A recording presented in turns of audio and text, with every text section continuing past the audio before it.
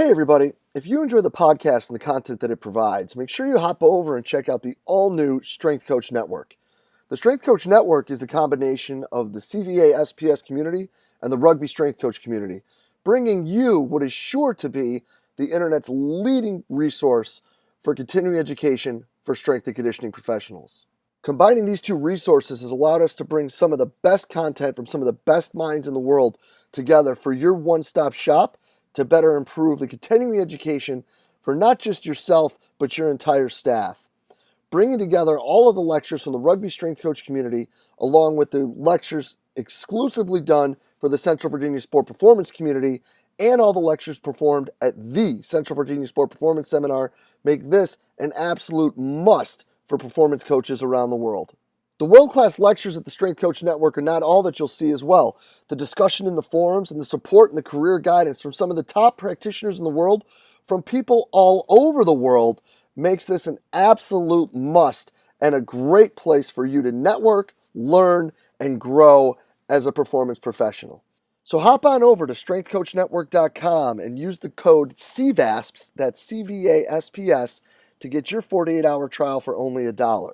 We're sure you're going to find great value in the Strength Coach Network and are really excited to have you involved. So hop on over to strengthcoachnetwork.com and use the code CVASPS to check it out today. Hello, and welcome to the podcast. Today, guys, I have the absolute pleasure of sitting down and discussing the role of sleep in athletic performance with Dr. Meeta Singh. Guys, sleep has really turned into this like sexy, buzzwordy type topic in the world of sport. And Dr. Singh is one of the world leaders in the topic. So after a quick little breakdown of her background and how she got into studying sleep, we get right into the idea of what sleep is, like by its definition, and how we can better quantify it to help our athletes with it. This runs us right into the role of naps and how athletes can utilize this to improve performance and some limitations to look at with those.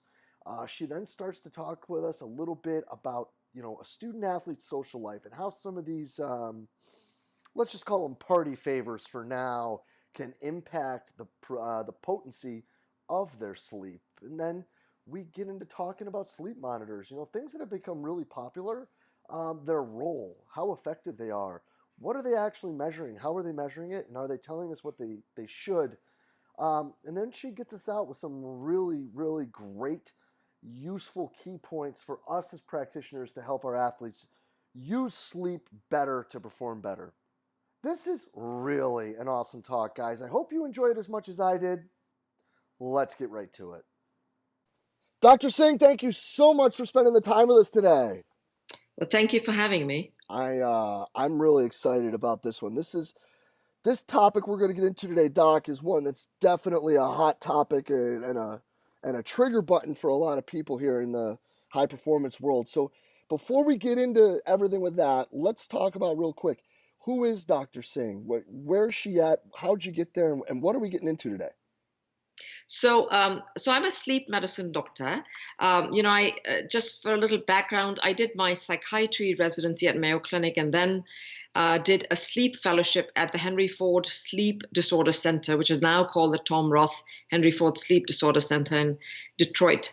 And I have experience and expertise in working with professional athletes and professional teams, as well as college teams and athletes, to basically help them, sleep better, to get good sleep so they can perform better the next day.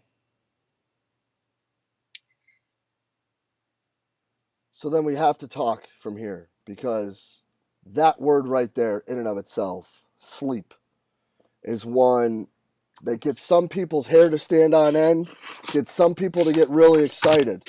So let's talk about that, Doc. Let's start with that. Like, what exactly is sleep, and like, how can we look at it and quantify it and help our athletes with it? Okay, so sleep is it's a physiological state, so in which there is perceptual disengagement from the environment and unresponsiveness to the environment, right?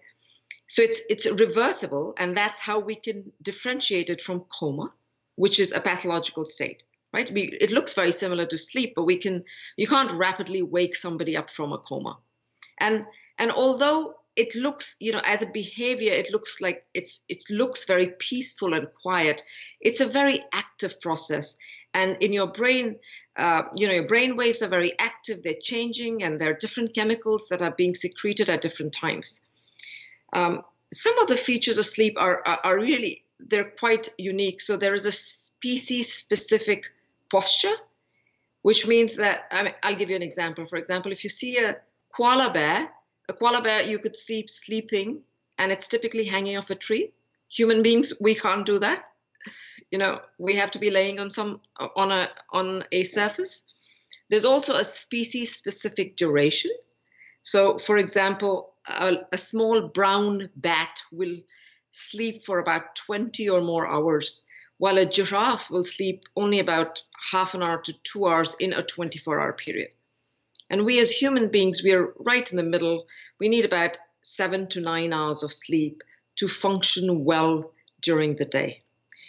Does that help? Does that answer your question a bit? Well, I think that that's a sensational start, and I think that that's something too. I mean, other than the biology lesson when it comes to the different types of creatures that are sleeping, that are things that most people talk about quite often, right? Like getting that 7 to 9 and things like that. But like, let's talk about student athletes, right? We know these kids are in tough situations with school and all these other things. So on the days that they can't get this sleep, like, what are the role of naps? Are they good? Are they a positive thing? Are these things we should get kids to stay away from? And if so, one way or the other, where do you see that, and why is that? Well, so you're very right. So student athletes, they wear two hats. They have to, they have to keep up an academic curriculum. They have to play.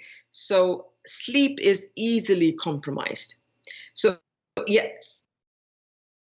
if you're not getting, and this actually applies to everybody, not just student athletes, if you are not getting enough sleep at night, so if you can't get 7 to 9 hours of sleep, then a nap is a very good way to make sure that you're getting enough sleep. And so it's making up for inadequate sleep at night. And, when I talk about naps, really, there are three characteristics of naps that you want to pay attention to. The first one is length, right? The kind, and based on length, there are three more kind of naps. The first is a power nap, which is between 15 to maybe 20, 25 minutes long. And you wake up from light sleep, so you don't feel groggy after you wake up, and it gives you enough energy and alertness for the next few hours. The second length of a nap is about 30 to 35 minutes, in which you get a little bit, you may get stage 2 sleep, which is slightly deeper sleep, and so it's more restorative. And the third kind of nap is the granddaddy of naps, in which you sleep a full sleep cycle, which is about 90 minutes. And when you wake up, you might feel a little groggy, but it really does. It's really restorative. Now, the one kind of nap that you don't want to get is if you wake up between 45 to 60 minutes after a nap, because you then wake up from deep sleep and you're more likely to be groggy. So that's the length of the nap. The second thing is the timing of the nap. You want to make sure you nap in the early afternoon, which is where there's a natural dip in your alertness. And you also don't want to nap too close to your bedtime, because that might take away from your sleep drive that helps you sleep at night. And finally, there are planned naps or unplanned naps. So if you know you didn't get enough sleep at night and you're tired and sleepy, you might plan to take a short nap, because especially if you knew you were going to drive afterwards, or if you had an important game in the evening. And then, of course, the unplanned nap is what has happened to many people, is when you're sitting down and you're watching TV or sitting quietly in the dark or at your desk, you might fall asleep. So I guess bottom line is napping is good, except for maybe two circumstances. First is if you have problems falling asleep or staying asleep at night, then a nap is a bad thing because then it'll take away from your sleep drive, and it worsens that insomnia that you may have at night. And the second thing is that you don't want to do it too late at night. So the lateness of the hour is bad. I mean, for example, I don't want athletes to take a nap within 2 hours of game time, because if they wake up and they're groggy, it's going to it's going to affect their performance. Yeah, and I think that that's something that hits a lot of us in college athletics, especially those of us in basketball, is we have a shoot around and a pregame meal and they've got a few hours, and a lot of these kids want to go take a nap, and really that might not be the best thing for them. Well, I would say that a nap at that time is not a bad thing, as long as it's not too long and as long as it's not too close. Your wake up from the nap is not too close to your actual game time. If your athletes have gone to bed really, really late and they've woken up early for that morning shoot about, then they need that nap. Right? So it's a balance then. Fantastic. So then, looking at that balance and the timing of things, all of that is really important as well, right? Yes, yes. So that's an interesting, that's another important aspect of sleep. So the three important aspects of sleep are quantity, quality, and timing. And between the quantity and quality, I feel that quantity is almost more important than quality.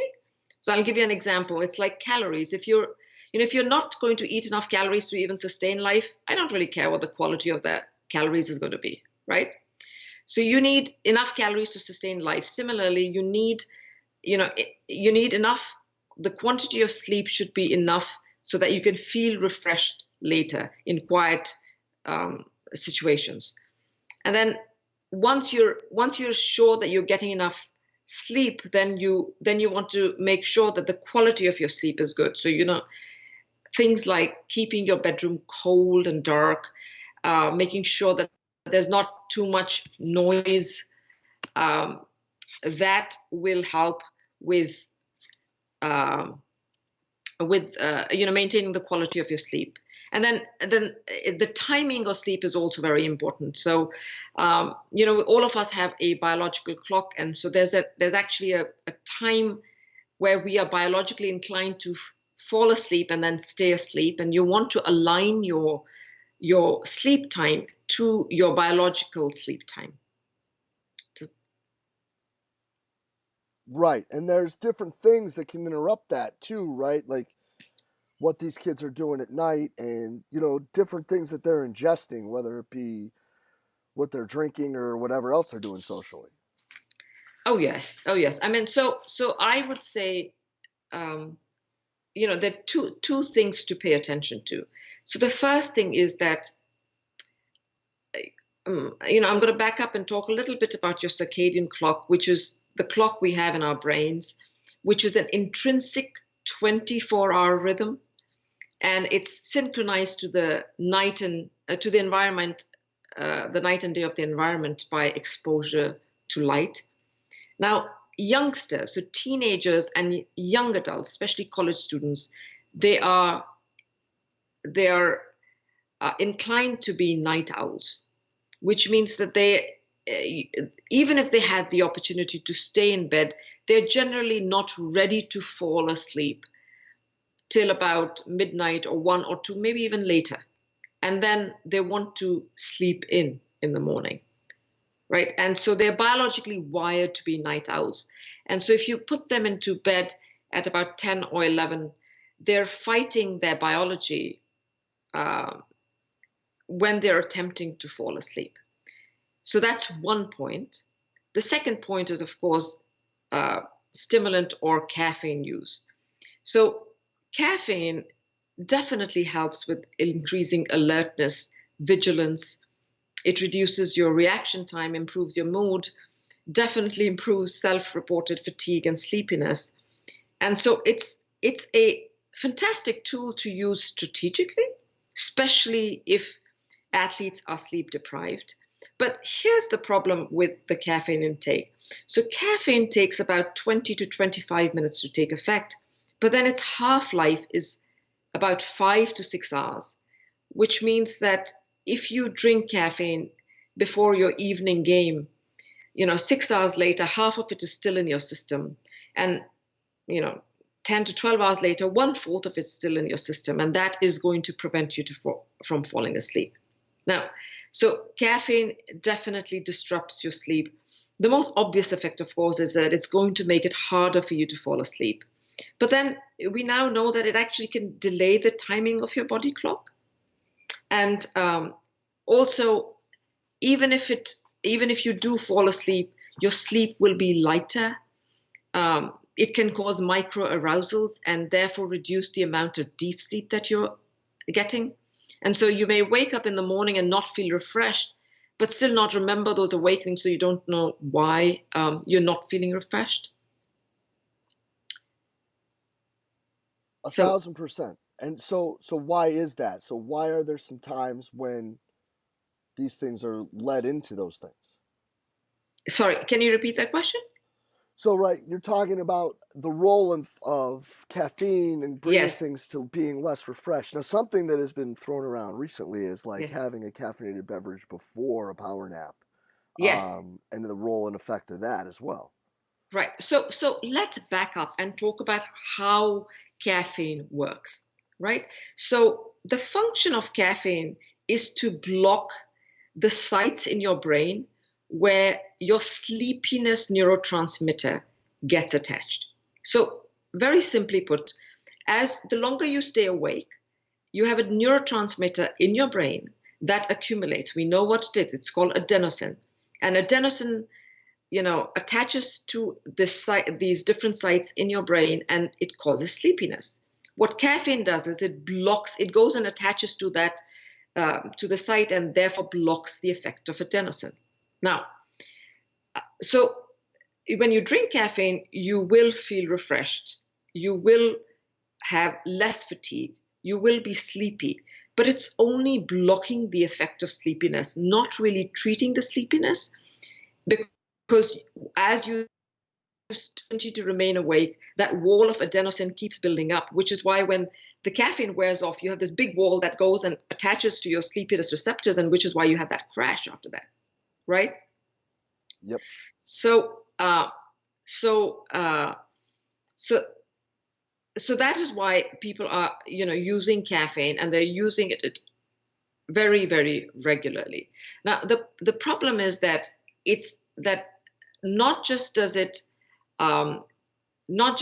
last longer, but also different people metabolize it differently. So some people may rapidly metabolize it. Others might take some time to metabolize it, and it may last longer in their systems. The caffeine nap that you were talking about is a very effective way. So what happens is that you drink caffeine and then you go down to take a nap. Caffeine takes about 20 to maybe 30 minutes to take effect. By that time you wake up from the nap, you have refreshment, and not just from the nap, but also now the caffeine is kicked in. So that's what a caffeinated nap is, and it's kind of cool. But you really have to time it really, really carefully. Yes, and then there's other things that these younger people like to dabble in at times that can also hinder all of the effects of sleep. Oh yes. So just continuing on the caffeine theme, though, I do want to say a couple of other things. Number one is caffeine, can increase your heart rate. It does increase your breathing rate. It can cause muscle tremors, etc. So, your body is confused, and because all of these symptoms are also symptoms of anxiety, people say when they drink caffeine, it can make them more anxious. The other thing to remember is that caffeine is present, it's really quite ubiquitous. It's present in energy drinks, in energy shots, it's present in the pre-game workout, it's present in the post-game workout. So it's present and so freely available that sometimes players or athletes are really not aware of how much they're actually drinking, right? Oh Um, yeah, completely. Because they think that it's just a Red Bull, but they don't understand the quantity of caffeine in it. right. And then I think you were alluding to was it the use of electronic devices? Yeah, That's definitely. right. So, well, you know, the lore of electronic devices, they definitely do intrude upon uh, one's sleep. I mean, I tell people what happens is that all of us lead very, very busy lives. And so when we get back to our, dormitories or yeah, our bedrooms, we feel we deserve to unwind, and we do. And oftentimes, this unwinding is in the form of either television or playing video games, etc. So the first thing, sleep scientists and doctors will say they don't like these devices because the blue-green light, which from these backlit LED devices, that will delay your sleep, your biological clock, because it actively suppresses melatonin. The second thing, of course, is that these activities, they aren't so much as relaxing as they are distracting. So rather than helping you relax, they really tend to eat time. Um, they're very interactive. It's a rabbit hole, right? Nobody walks away from social media thinking they've spent less time. They are quite addicting, and so that will definitely interrupt um, and take away from sleep time. Right, as will the effects of some more social substances that these young men and women get into. Oh yes. I mean, when it comes to things like alcohol, alcohol. Uh, some people will say, and it may help you fall asleep, but as it's metabolized at night, it will disrupt your sleep and fracture REM sleep, and it can do that repeatedly without you being aware of it. So actually is bad for your sleep. The other thing about alcohol is that alcohol, you know, when you first start to take it, will increase the amount of slow wave sleep you have, but will actively suppress the secretion of growth hormone. And then as time goes by, as you continue to drink alcohol, you'll develop tolerance to that effect of um, the slow wave, that it will you'll develop tolerance to the fact that it increases slow wave sleep. So you're no longer having more slow wave sleep, but you don't develop tolerance to its active suppression of growth hormone. So that's just one thing to remember. And of course, then there's marijuana, which is now quite legal, and we can spend some time talking about that if you have time right now. Yeah, let's run down that rabbit hole. Well, so to back up here, remember the marijuana plant, it has two separate components. One of them is THC, which is the psychoactive component. That's the component that gives you the high. And then there are cannabinoids, right? So we know now, the latest reports that are coming out is that marijuana use is way more than nicotine, way more than alcohol. And yes, there is some research about the therapeutic uses of marijuana, and it does help in nausea, in helping weight gain, in chronic wasting of cancer or HIV or certain musculoskeletal diseases. But many of the reasons that I hear athletes tell me why they use marijuana, it doesn't work. Like, for example, athletes will say they want to use it for pain management, alternative to opioids. They want to use it as a potential neuroprotectant. I don't know if you've heard of it. They feel that, even if their head gets hit, smoking marijuana actually protects brain cells. Um, to ease psychological stress, for mood stability, for relaxing. for patients, for player safety, to be in the moment, for socialization. And I hate to be the bearer of bad news, but really, there's no research that supports any of this. But even more, significantly, marijuana, like alcohol, significantly impairs judgment. It impairs motor coordination. It impairs your reaction times. And so, and we know now that there are studies that show there's direct relationship between blood THC concentration, so which is the psychoactive part of marijuana, and impaired driving abilities. So definitely all of this will affect athletic performance. The other thing that I think athletes or generally people are not aware of is that you can actually there is actually a withdrawal that you can develop if you're using marijuana on a regular basis. And so if you stop using marijuana, the withdrawal symptoms start within about a week, and they can carry on to about 6 to 7 weeks. And the symptoms are irritability, anger, aggression, nervousness, anxiety, difficulty sleeping, decreased appetite, weight loss, restlessness, depressed moods. And often when players or athletes or people start smoking marijuana again, because they say, well, it's helping me, what they're doing is they're actually treating the symptoms of withdrawal, right? Because these are the same symptoms they say it helps with. It's like people using opioids to treat a tummy ache. Well, the tummy ache is because you're withdrawing from the opioids. So that's just something to keep in mind.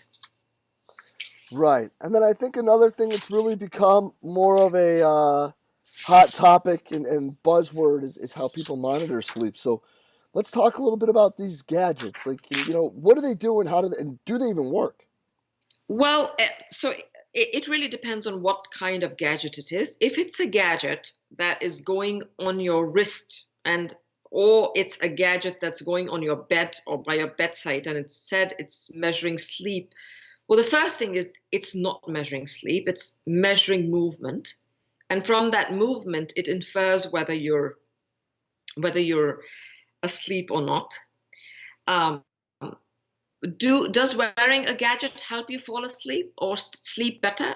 Did the invention of the weight scale treat obesity? No, it didn't, right? It may be a good tool. So you want to back up and say, why are we using this gadget? If you're using this gadget to give you an approximation of how much time you're spending in bed, it'll do that. But to be honest, Jay, you already know how much you're sleeping. You don't need a gadget to tell you how much you're sleeping, right? One would hope. Yes, yeah. I mean, you're aware of it. There are multiple reasons why people sleep less. Is it because you have a late night class and you didn't get to bed on time? Is it because you're a night owl and you couldn't fall asleep even though you got into bed on time? Is it because you have an extra job to do? Is it because you have anxiety and that's why you can't sleep? Is it because you drank too much caffeine? Now, until and unless the gadget can tell you why you're getting less sleep and what to do about it, it's not going to help improve your sleep, right? And technology is moving at a very fast pace, and there may be such a gadget that might come around in some time. And when it does, then we'll talk about it again. We'll review the findings and decide how accurate it is. Yeah, because at the end of the day, if it's not measuring what it says it's measuring, what is it actually measuring? Right. This is true. There's also the matter of privacy, right? Invasion of privacy. I mean, all of this data that has been collected, who owns this data? What are they collecting? Who are they sharing this with? So these are just things you want to keep in mind. I mean, I think that if you want your athletes to get enough sleep, you want to start with education. I mean, I tell athletes, think of sleep as a circuit board with one switch. And if that one switch fails, then everything else is going to fail, is also going to break down. Like, we know the lack of sleep affects all aspects of peak performance, whether it's your reaction time, it makes you slower, it makes you less accurate, it affects your decision-making abilities, it contributes to errors, it decreases the amount of growth hormone, decreases the amount of testosterone, uh, you know, increases perceived effort, increases fatigue. And we can actually go down and talk about all the ways that the lack of sleep can impair performance the next day if you want to. Let's run down that one and then we'll kind of get out of here on another question after that. But I'm really excited for you to dive into this. So let's go. Okay. So I like to think of the way sleep affects athletic performance. I like to put them in four large bins. The first, of course, is your reaction time and accuracy. So the first reason why sleep is really important is because it's essential for a fast reaction time and for accuracy. Now, normal reaction time, if you get about 8 hours of sleep, is about a quarter of a second. If instead of getting your 8 hours, you get 6 hours, it doubles or triples. And that may not make much of a difference to you and I speaking right now, but can make all the difference between making a play or a goal or a touchdown. Success in sports nowadays are measured in milliseconds and milli-inches. But even more important is not just what happens to your reaction time or accuracy when you get less sleep one day before the game, but what happens when you get less sleep on a regular basis. Because the deficits in performance, they start to accumulate. And so it's really important to get enough sleep on a regular basis, leading all the way to the time of competition.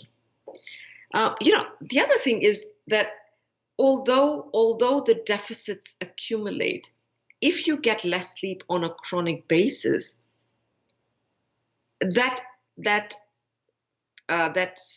awareness about the fact that you're fatigued, you sort of lose it because you adapt to this chronic sleep deprivation, and this becomes your new normal. But so that's the first large area that sleep is important.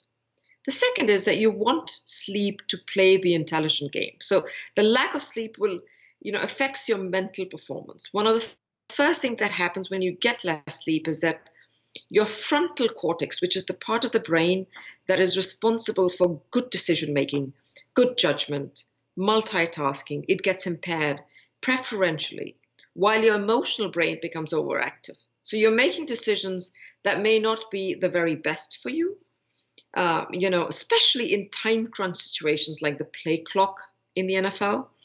So lack of sleep can contribute to personal fouls. And I like to think of these as errors of commission. So how we talked about your reaction time is impaired, your accuracy is impaired. Those are errors of omission. So, for example, if your reaction time is impaired, you are likely to throw the ball inaccurately, right? But if your judgment is impaired, you might inadvertently throw it to the wrong person.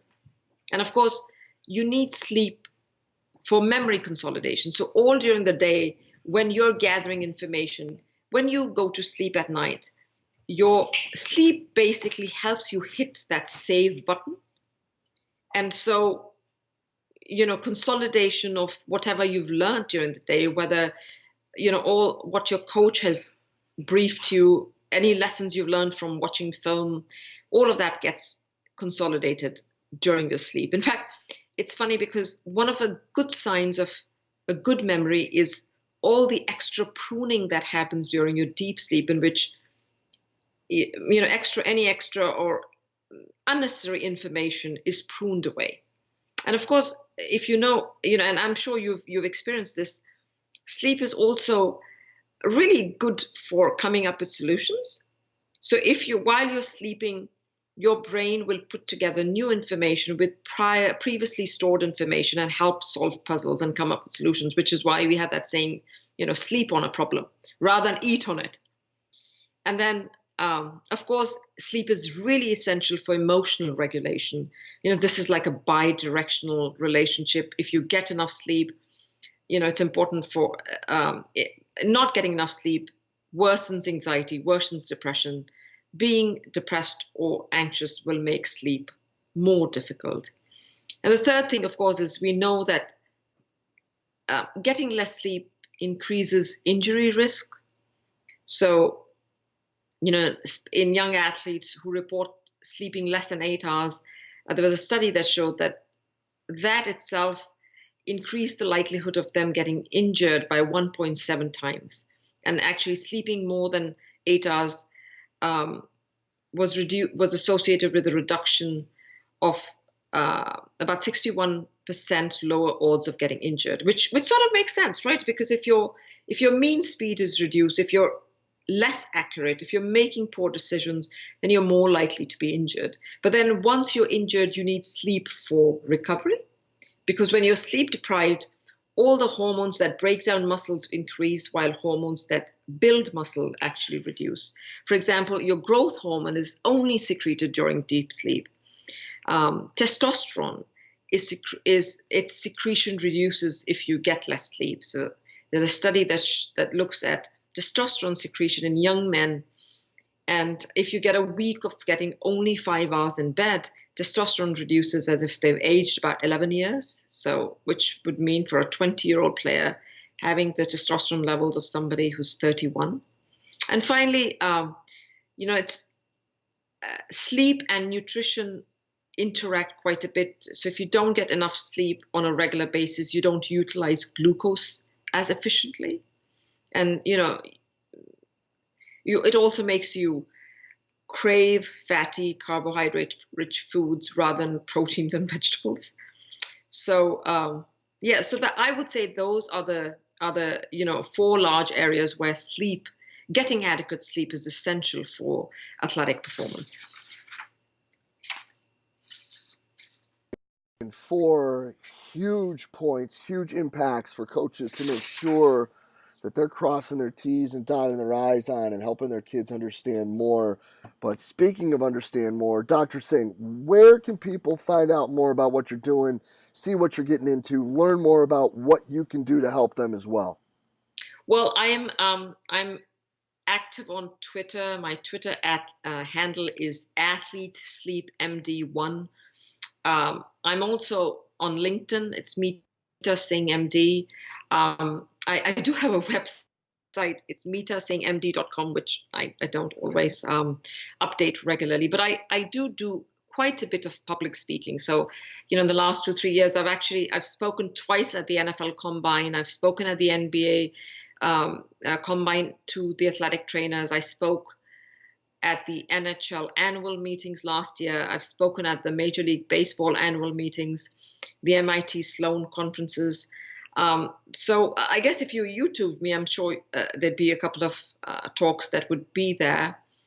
But if I may, I'd like to give just a couple of takeaway messages for the coaches and athletes. Yes, please. Okay, so the first is I really, three things are really important. First of all, to remember that peak performance really is an output of a well-rested brain and body. The second is that to remember to be excellent in any sport, or actually any field, you really have to draw upon discretionary energy, and not just run-of-the-mill ordinary energy. And I know that I put my discretionary energy on things that I care about. Now, if you're not well rested, you don't have that reservoir of discretionary energy to draw upon. And research actually shows that people don't care as much when you don't get enough sleep. So if you want players who are motivated, you really want to, you want to make sure they're well rested.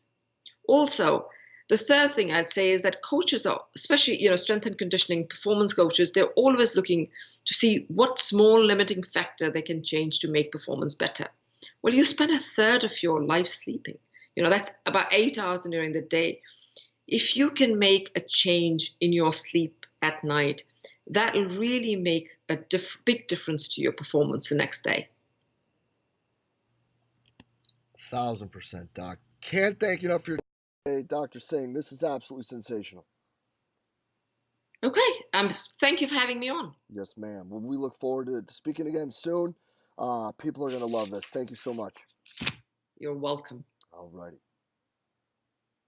And a huge thanks to Dr. Meeta Singh for spending the time with us today. Guys, again, like sleep is such a powerful performance enhancer. We all talk about it.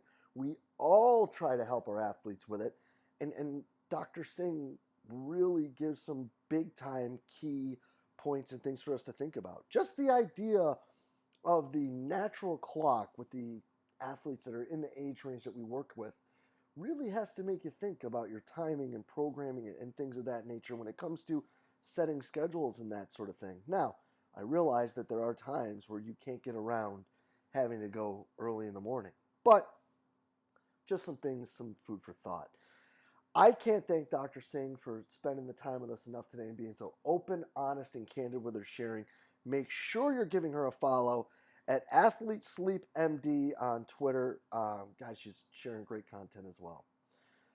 And as always, guys, if you did enjoy the talk, please share it through the social media outlet of your choice, Facebook, Twitter, Instagram, whatever it may be. As always, we are just trying to get the best information out there to all the great coaches that we can.